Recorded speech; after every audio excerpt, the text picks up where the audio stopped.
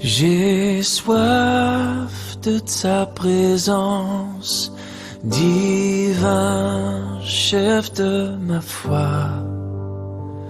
Dans ma faiblesse immense, que ferais-je sans toi?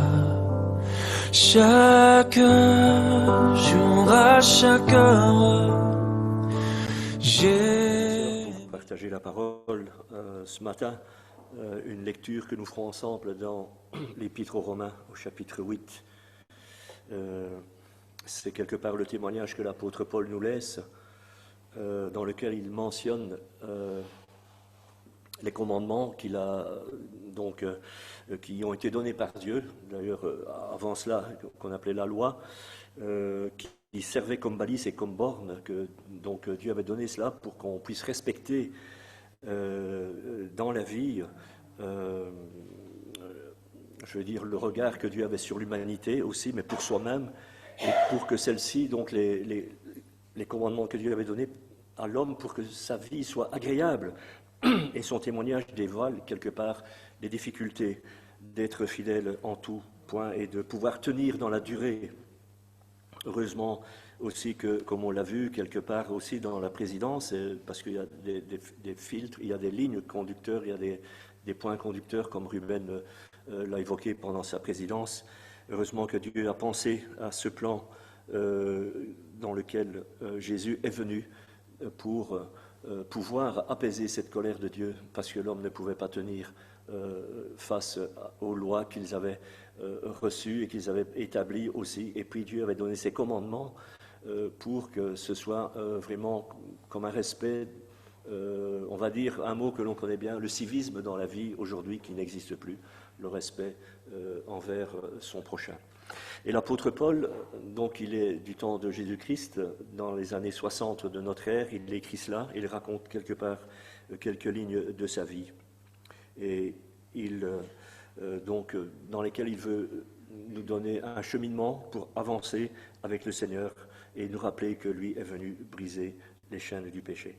Donc on lit cela, qui a pour titre ce thème, la libération. Ce que la loi s'est avérée incapable de réaliser, dit l'apôtre, Dieu lui-même l'a fait. Comment? Les commandements, en effet, n'ont pu produire en nous une vie sainte. Et je lis ça dans Parole vivante. La résistance de notre être instinctif les paralysait. L'impuissance de la loi est due à la faiblesse humaine. Ma volonté, dit-il, égoïste, est plus forte que les préceptes. Mon désir de jouissance leur ôte toute force. Voilà pourquoi Dieu a envoyé son propre Fils sous la forme d'un simple homme, revêtu d'un corps semblable à notre corps, accessible au péché. Dans cette chair pareille à la nôtre, et ne confondons pas et ne pensons pas que Jésus soit un être surnaturel qui avait une autre texture que la nôtre. Non, il avait bien une chair comme celle que vous avez, si vous vous pincez, et vous avez cette peau, vous avez les fibres, vous avez les muscles, vous avez l'esprit, le corps. Jésus était semblable à nous. Et Jésus a triomphé du péché, il n'a jamais péché. Et notre nature pécheresse, nous-mêmes, s'est vue condamnée et désarmée. En offrant sa vie en sacrifice pour le péché, Jésus a brisé le joug du mal. Désormais, une vie juste, conforme aux exigences de la loi, devient possible, à condition de ne plus mener notre existence d'après les normes usuelles, suivant les impulsions de notre nature déchue, mais de placer toute notre conduite sous le contrôle de l'Esprit de Dieu. Voilà ce que l'apôtre dit, et quelque part on pourrait lire tout ce texte, même encore avant et même encore après, quand il dévoile une vie nouvelle qu'il a rencontrée par Jésus-Christ. Depuis longtemps, peut-être pour certains d'entre nous, avant de se convertir, je dis depuis longtemps pour certains d'entre nous, avant de se convertir, on était considérés comme des pécheurs et comme des perdus, des âmes perdues. Et depuis peut-être quelque temps, pour d'autres encore quelque temps, qui ne sont pas très loin, pour d'autres aussi, d'entre nous, avant, dans notre situation, eh bien, nous étions considérés aussi comme des pécheurs et des perdus. Mais la Bible dit, et c'est l'apôtre Paul qui confirme cela, que nous avons été réconciliés par lui, par son sacrifice. Et là, on relève aussi des références que Ruben a lues dans sa présidence. C'est la lettre qu'il écrit, Colossiens chapitre 1, versets 21 à 22, que je vous propose de nous arrêter sur quelques mots. Il dit, Colossiens chapitre 1, versets 21 à 22, « Mais maintenant, par la mort que son Fils a subie dans son corps, Dieu nous a réconciliés avec lui. » Je dis « nous », à la deuxième personne, la première personne du pluriel. Je ne dis pas « vous », parce que je m'implique avec dans ce partage. Dieu nous a réconciliés avec lui, afin de nous faire paraître devant lui, saints, sans reproche, sans défaut, irréprochables. Alors on s'arrête sur 3 mots. Dieu nous a réconciliés avec lui. La réconciliation, réconcilier avec lui, ça veut dire qu'il a rétabli une relation avec nous. On a évoqué ça succinctement dans la présidence. Le deuxième mot sur lequel on s'arrête, c'est pour paraître devant lui saint. Ça veut dire séparé du péché. Ça ne veut pas dire qu'on sera saint et qu'on ne commettra aucune faute. Mais ça veut dire cette exigence que Dieu propose et que Dieu souhaite, c'est que nous soyons séparés du péché. Et justement, l'apôtre Paul, dans ce qu'on vient de lire, n'y arrive pas. Si on lit plus loin, il dit tout le bien que je vais faire, je n'y arrive pas, le mal que je ne voudrais pas faire, je le fais, et puis c'est trop tard, je l'ai accompli. Un peu paraphrasé. Et puis d'être sans défaut et irréprochable, sans reproche. Voilà comment on devrait être. Ça veut dire qu'il y avait une situation avant dans laquelle nous étions ennemis de Dieu, et puis après, nous sommes devenus quelque part ses amis. Voilà ce que la Bible peut dire. Un avant et un après, un changement, un virage, une nouvelle identité, une nouvelle situation, on va dire, un passeport pour le ciel. Voilà comment la situation peut se résumer, avant que nous ne connaissions Jésus-Christ et que nous disions oui à ce qu'il a fait pour nous. C'est un changement de vie, un changement de direction que nous devons prendre et que nous avons prise. Bien sûr, ce virage que nous avons pris ne plaît pas à tout le monde. Il ne plaît pas à celui que la Bible appelle le prince du monde, comme Jésus le citait. Il dit « Je ne parlerai plus guère avec vous, car le prince du monde vient. » Et puis dans l'évangile de Jean, encore dans un autre chapitre, au chapitre 8, il cite ce nom, le prince du monde. Pourquoi s'arrêter sur des faits comme ça qui sont déjà passés dans notre vie, frères et sœurs? Pourquoi se dire, pourquoi faut-il revenir sur notre conversion? Pourquoi faut-il que l'on se sente peut-être interpellé par ce que l'on vient de partager? Mais maintenant, par la mort que son Fils a subie dans son corps, Dieu nous a réconciliés avec lui. Tout ça, on le sait. Eh bien, on pourrait se dire que cela est loin de nous, qu'il ne faut pas rentrer dans cette réflexion, peut-être, mais nous serons toujours confrontés à cette situation, comme celle que nous venons de lire dans Romains chapitre 8, que l'apôtre Paul évoque une partie de sa vie, une partie de son témoignage, et quelque part, on pourrait dire, qui est similaire à ce que nous vivons. Et dans notre quotidien et dans notre marche avec le Seigneur, c'est clair, c'est bien écrit, c'est confirmé, on vient de s'appuyer dessus, nous avons été réconciliés avec lui. Et la Bible dit, tout cela vient de Dieu. Ce n'est pas nous qui avons établi cette réconciliation. Ce n'est pas nous qui l'avons recherchée. C'est Dieu qui est venu rechercher cette réconciliation avec l'humanité, avec chacun de nous personnellement. Réconcilié avec lui par Christ. Et c'est Dieu qui a établi la réconciliation dans son plan. Aujourd'hui, il y a d'ailleurs toujours cet appel qui est là dans sa parole et qu'on pourrait dire, soyez réconciliés avec Dieu. Voilà ce que la table nous rappelle, voilà ce que les symboles nous rappellent encore. Et cet appel-là, il retentit pour ceux qui ne le connaissent pas, pour nos compatriotes, puisqu'on est dans les fêtes nationales, et puis aussi pour nos propres enfants, ceux de nos familles qui se sont peut-être mis en porte-à-faux. Notre identité est bien établie, c'est notre nouvelle position, c'est notre nouveau statut. À partir du moment où nous sommes rentrés dans cette démarche-là, tout cela vient de Dieu qui nous a réconciliés avec lui par Christ. Pourquoi l'apôtre Paul rappelle ainsi toujours cet avant et cet après, et surtout l'après? Pourquoi il appuie là-dessus? Cette nouvelle position que nous avons, quand il dit « vous avez tout pleinement en Jésus-Christ ». Ruben a cité cette phrase-là. Nous avons tout pleinement en Jésus-Christ.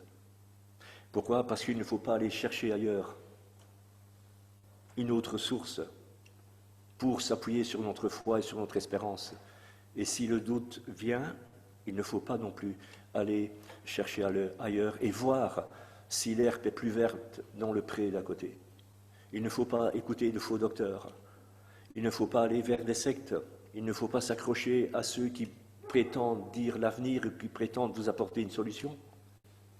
C'est ça que l'apôtre Paul veut dire. Vous avez tout pleinement en Jésus-Christ. Colossiens chapitre 2, verset 10. On n'a pas besoin d'autres doctrines. Et aujourd'hui, il y a des doctrines qui courent dans tous les coins. Il y a plein d'autres philosophies. Il ne faut pas aller goûter ailleurs qu'en Christ. Voilà ce que la Bible dit. Et l'apôtre Paul insiste dans cette lettre parce qu'il y a ce conflit qui est déclaré envers nous. On ne peut pas dire le contraire. On l'a évoqué pendant la présidence, si on a été attentif. Frères et sœurs, quel que soit l'endroit d'où l'on vienne, Lilo a parlé des îles Maurice, des églises qui sont là-bas. Il y en a beaucoup. On peut parler des États-Unis, on peut parler de la Belgique, on peut parler de Binge, de la Louvière, de Thoin, etc. D'où que l'on vienne, tous nous sommes sous le risque d'être attaqués par l'adversaire. C'est son but. Il veut de toute façon nous faire chuter. Il veut nous ébranler. Il veut créer en nous le doute, nous intimider dans tout ce que nous pouvons faire. Il veut même nous faire tomber, nous abattre. Sinon, pourquoi?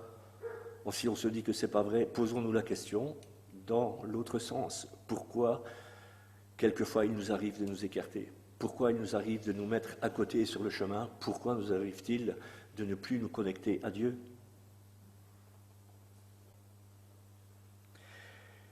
Il cherche aussi à mettre la pression, et c'est pour ça que l'apôtre Paul insiste, et quelque part il s'évertue à le dire, à le rappeler. Encore d'autant plus une mise en garde pour nos nouveaux baptisés. Quand on sort du baptême, on est partie gagnante, ça c'est ce qu'on croit. Pourquoi alors sont-ils souvent attaqués? Pourquoi quelquefois on ne les voit plus dans les églises? Pourquoi se sont-ils mis de côté? On peut se poser la question. On peut perdre sa position en Christ parce qu'on a peut-être été voir ailleurs, parce qu'on avait trop confiance en soi-même et on n'a plus regardé à Christ. Quand il dit « vous êtes ressuscités avec lui », avec le Christ, il parle au présent. Colossiens chapitre 3, verset 1, c'est au présent. Il ne parle pas au futur. C'est à l'instant que ça se passe. Ce n'est jamais remis à demain. On ne peut pas remettre à demain. Nous avons la nouvelle identité déjà dans cette vie nouvelle, celle à partir du moment où nous avons dit oui au Seigneur. Colossiens chapitre 3, au verset 3, il répète encore pour conforter, nous consolider et confirmer notre position. Il dit « car vous êtes morts ». Ça veut dire mort, on oublie ce qu'il y a eu dans le passé. On n'y revient plus. On tient compte de ce que l'on vit aujourd'hui. Le passé ne cohabite plus avec le présent. Il dit « car vous êtes morts et votre vie est cachée en Christ ». Et je vais remettre à la première personne du pluriel. « Car nous sommes morts et notre vie est cachée en Christ. Elle est protégée par lui, dans un refuge, dans un abri. Cachée en lui. Cachée et protégée en même temps. » Un refuge et un abri, c'est ça la fonction d'un refuge et d'un abri. Et quand on ne quitte pas son refuge et son abri, alors on est protégé. Comme quand on chante cette chanson, ce chant que l'on connaît, « Mon seul abri c'est toi », on le chante. Et j'ai bien aimé encore quand Ruben a dit on fait attention à ce qu'on prononce, aux paroles des chants que l'on chante, pas par habitude, que ce soit toujours interpellant, comme si c'est la première fois qu'on les chantait. Colossiens chapitre 3, verset 1. Des paroles similaires que si on fait attention, elles peuvent ressembler à d'autres. On va relire cela. Colossiens chapitre 3, verset 1. Recherchons donc les choses, les réalités d'en haut, là où se trouve le Christ qui siège à la droite de Dieu. Ces paroles-là peuvent nous approcher d'autres paroles que Jésus a dites. Cherchons d'abord le royaume de Dieu. Elles sont semblables. Dans l'évangile de Luc, au chapitre 12 aussi, c'est cité. Matthieu, chapitre 6, verset 33. Cherchons, recherchons. Donc, cherchons d'abord le royaume de Dieu. Ce ne sont que des invitations que le Seigneur fait pour pouvoir tenir notre nouvelle identité, pour pouvoir garder ce passeport pour le ciel. Colossiens chapitre 3, verset 2, il dit encore, « Puisque nous sommes ressuscités, puisque nous sommes cachés en lui, orientons-nous vers les choses d'en haut. Tendons vers les réalités d'en haut et non vers celles qui sont vers celles qui appartiennent à la terre. Les choses qui appartiennent à la terre, ayons des dispositions de cœur pour les choses qui appartiennent en haut et non à celles qui appartiennent à la terre, nous dit ce deuxième verset. Spirituellement, nous sommes déjà citoyens des cieux. C'est ce que l'on lit. C'est notre position en Christ. Les réalités d'en haut, pour les voir, pour les chercher, pour les rencontrer, il faut lever les yeux. Il faut regarder aux choses qui sont en haut. L'apôtre Paul écrit d'ailleurs d'une même façon à l'église d'Éphèse, chapitre 2, verset 6. Il dit ceci, Éphésiens, chapitre 2, verset 6. « Dieu nous a fait asseoir dans les lieux célestes. » Nous sommes là, dans les lieux célestes, dans la propriété et le domaine de Dieu. Et c'est là, avec lui, que nous sommes en communion. Ces paroles-là, peut-être qu'on se dit que c'est difficile de pouvoir accepter ce concept et cette image que l'apôtre Paul met devant nous. Dieu nous a fait asseoir dans les lieux célestes. Et ces paroles, il faut les comprendre par la foi. Parce que c'est par la foi que nous sommes assis avec lui. Ce n'est pas du virtuel, ce n'est pas de la fiction. Ce que Dieu dit, c'est quelque chose de vrai, c'est la réalité. C'est ce qu'il dit et c'est comme ça que ça se passe. Ce que nous entendons vient de la parole de Dieu. Et la Bible confirme, elle dit, la foi vient de ce qu'on entend. Et ce qu'on entend vient de la parole de Dieu. Dieu nous a fait asseoir dans les lieux célestes. Il ne dit pas, nous serons assis. Il dit, il nous fait asseoir avec lui dans les lieux célestes.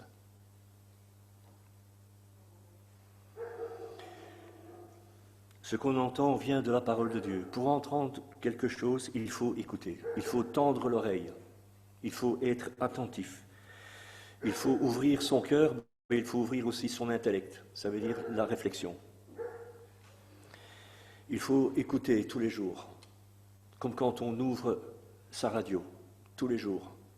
Aujourd'hui, il y a une qualité de radio qui est sortie, que l'on dispose dans les nouveaux véhicules, qui s'appelle la radio DAB+. C'est une nouvelle fréquence. Si l'on veut capter certaines émissions, il faut cette radio, DAB+, la bonne fréquence. Que nous puissions avoir, frères et sœurs, la bonne fréquence aussi avec Dieu et nous mettre sur la bonne écoute. Alors, quand on parle d'être en haut, par exemple, on utilise cette expression. On dit de quelqu'un, oui, il a la tête dans le ciel, mais il oublie d'avoir ses deux pieds sur terre. Ça, c'est une expression. Mais si on dit qu'on a la tête dans le ciel et qu'on est d'en haut, eh bien, ça ne veut pas dire qu'il faut regarder les autres d'en haut et de haut, que nous n'avons pas le droit de les critiquer. Nous n'avons pas le droit de les critiquer si nous nous disons d'en haut. Il nous faut un autre regard. L'apôtre Paul raconte d'autres choses semblables. Philippiens 3, quand il écrit à l'église de Philippe, chapitre 3, versets 18 à 20, pour dire qu'il y a cette différence. Les autres, eux, ils ne pensent qu'aux choses de la terre. Pour nous, notre cité est dans les cieux. De là, nous attendons comme Sauveur le Seigneur Jésus-Christ. Il ne fait pas une critique en disant les autres, il fait une constatation. Ils ne pensent qu'aux choses de la terre parce qu'ils n'ont pas encore eu ce désir et non plus, ils n'ont pas encore eu cette disposition d'ouvrir leur cœur à regarder en haut, à regarder vers le Christ. Il dit, de là, pour nous, en ce qui nous concerne, de là, nous attendons comme Sauveur le Seigneur Jésus-Christ. De là, c'est la précision que Dieu nous donne, que la parole nous donne. C'est de là qu'il est, c'est de là qu'il siège. Comme quand quelqu'un nous demande d'où vous êtes, et on va répondre, je suis de là, je viens des îles Maurice, je viens de Senef, je viens de Genneval, je viens de la Louvière, etc. Mais puisque nous sommes d'en haut, nous avons un autre regard aussi sur notre propre vie. Comment voyons-nous notre vie quand on la regarde avec un recul, mais venant d'en haut? Non pas les parties négatives de notre vie dans cette première perception, nos plaintes, nos découragements, mais par rapport à ce qui a été accompli par lui et pour lui, de ce qui s'est passé depuis cet avant et puis cet après dans lequel on a été impliqué. Est-ce que nous sommes reconnaissants de ce qui a été changé en nous? Est-ce qu'il y a eu quelque chose qui a été transformé?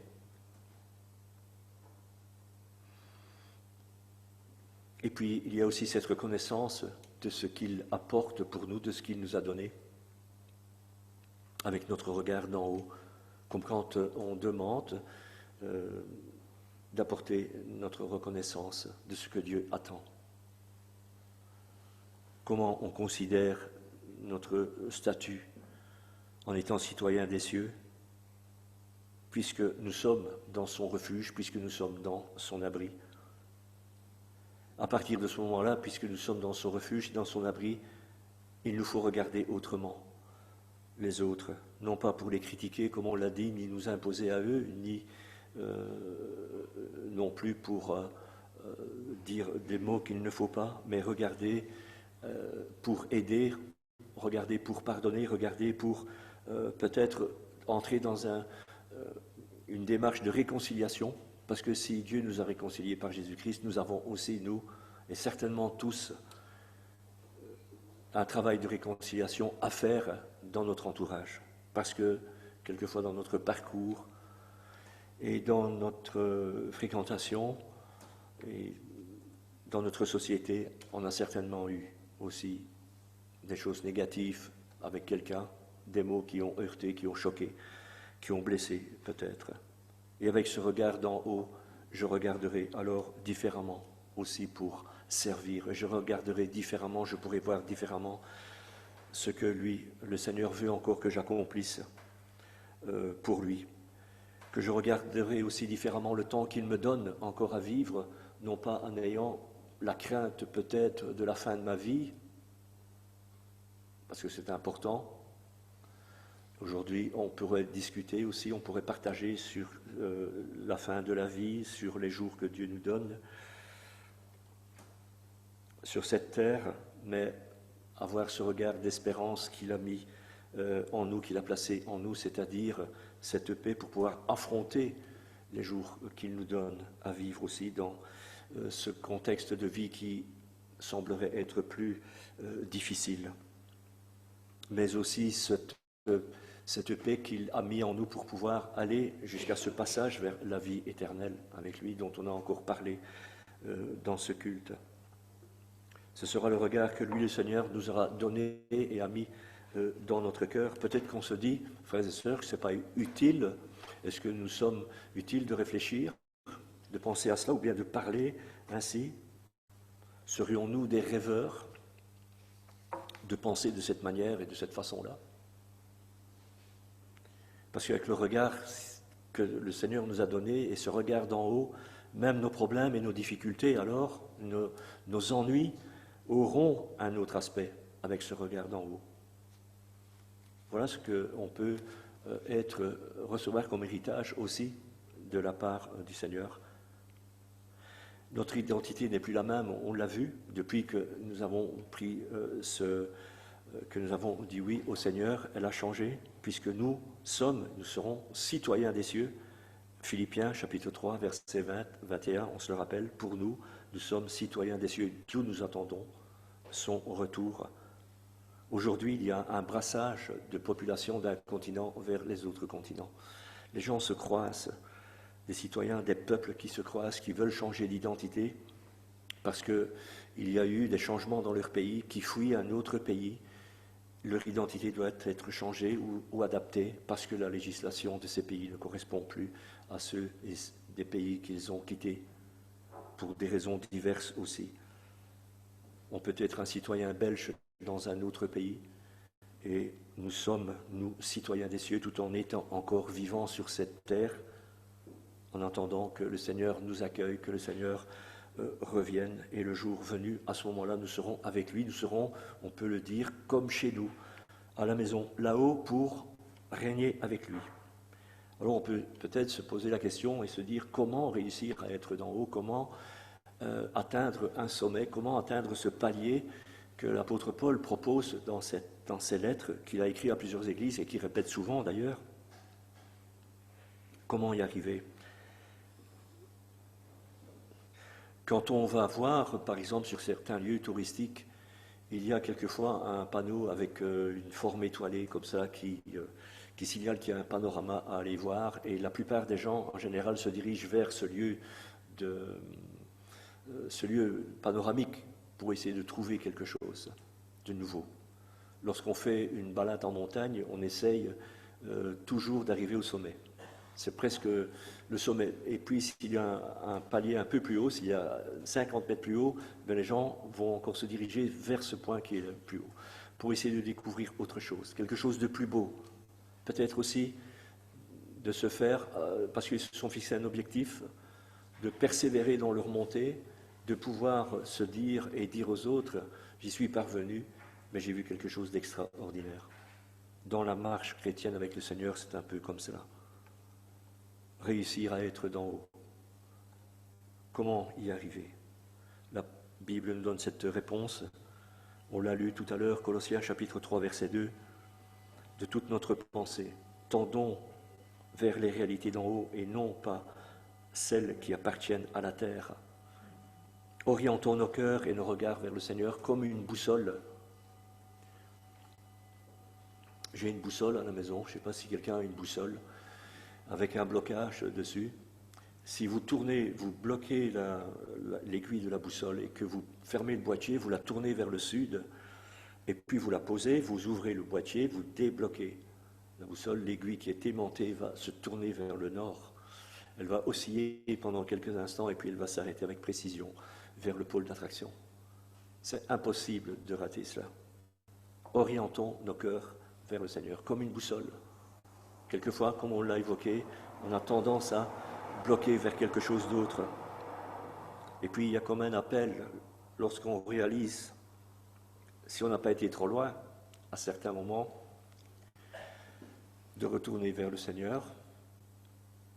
On débloque cette aiguille, on a alors cette tendance à retourner vers le Seigneur.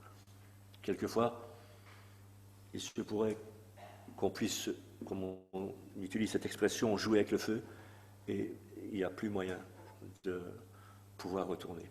La Bible cite des exemples d'hommes qui ont joué avec Dieu et le cœur s'est endurci, qu'à certains moments, ils n'ont plus su prendre ce virage et se tourner à nouveau vers Dieu.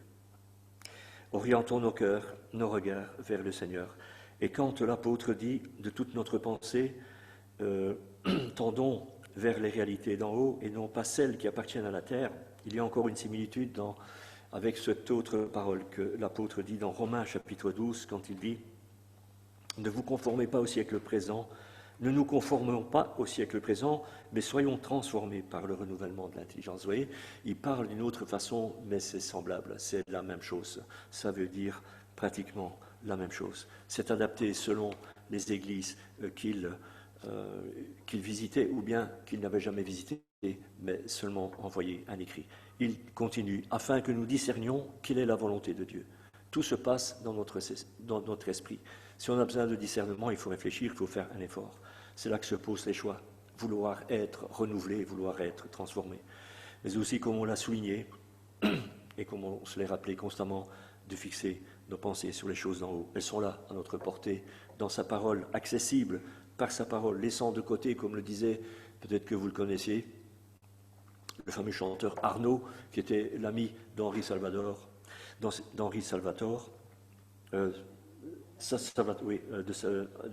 d'Adamo, plutôt ça, Salvatore Adamo, voilà.